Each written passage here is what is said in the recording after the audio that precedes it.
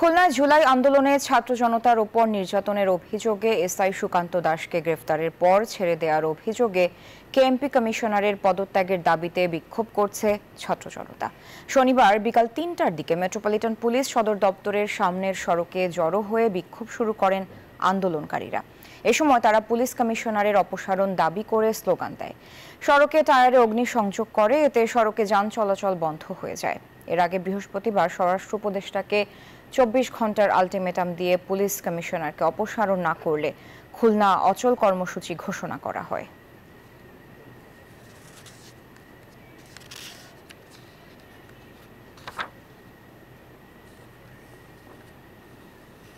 এ বিষয়ে বিস্তারিত জানাতে খুলনা থেকে যুক্ত হচ্ছেন সহকর্মী আকরাম হোসাইন। আকরাম, এখন পরিস্থিতি কেমন দেখছেন, কি বলছে ছাত্র জনতা? ধন্যবাদ সারা। আমরা কিন্তু এই মুহূর্তে অবস্থান করছি সেই খুলনা মেট্রোপলিটন পুলিশ সদর দপ্তর একদম প্রধান ফটকের সামনে।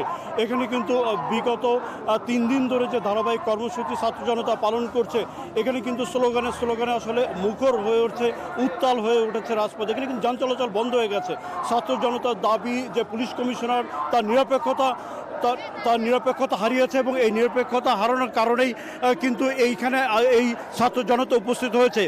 তারা কিন্তু স্বরাষ্ট্র উপদেষ্টাকে ২৪ ঘন্টার আলটিমেটাম দিয়েছিলেন, সেই আলটিমেটাম কিন্তু শেষ হয়ে গেছে। তারা বলছেন যে এই পুলিশ কমিশনার যখন এখানে যোগদান করেছে তারপর থেকে এখানে কিশোর গ্যাং, মাদক, আধিপত্য বিস্তারের দ্বন্দ্ব, অস্ত্র বেচাকেনা দল উপদল তৈরি হয়েছে এবং অবৈধ অস্ত্র সরাসরিতে কিন্তু আসলে নগরবাসী উদ্বিগ্ন হয়ে পড়েছেন।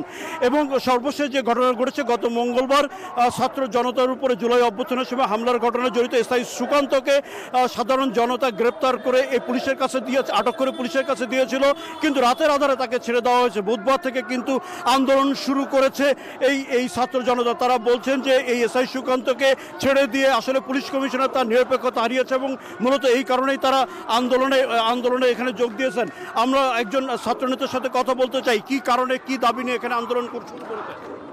আমরা দীর্ঘদিন যাবত আসলে খেয়াল করছি যে আমাদের শান্তির নগরী এই খুলনা সন্ত্রাসের অভয়ারণ্যে পরিণত হয়েছে। প্রতিদিন রাতে সোশ্যাল মিডিয়া যখন আমরা খুলি তখন দেখি যে খুন, রাহাজানি, হত্যাকাণ্ড, ধর্ষণ, ছিনতাই, ডাকাতির মতো নানাবিধ সামাজিক অবক্ষয়ের মধ্যে আসলে আমরা খুলনাবাসী সময় অতিবাহিত করছি।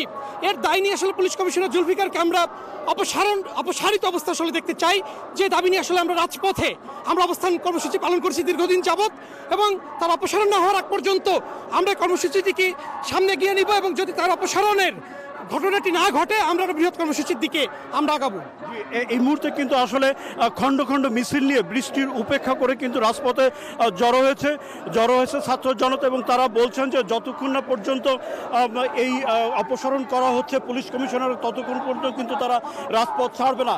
গত বুধবার থেকে যে ধারাবাহিক কর্মসূচি চলছে, আজকেও কিন্তু সেই ধারাবাহিক কর্মসূচি কিন্তু রাজপথে অটল রয়েছে এবং আন্দোলনে উত্তাল রয়েছে এই ছাত্র জনতা। এই ছিল খুলনা থেকে সর্বশেষ।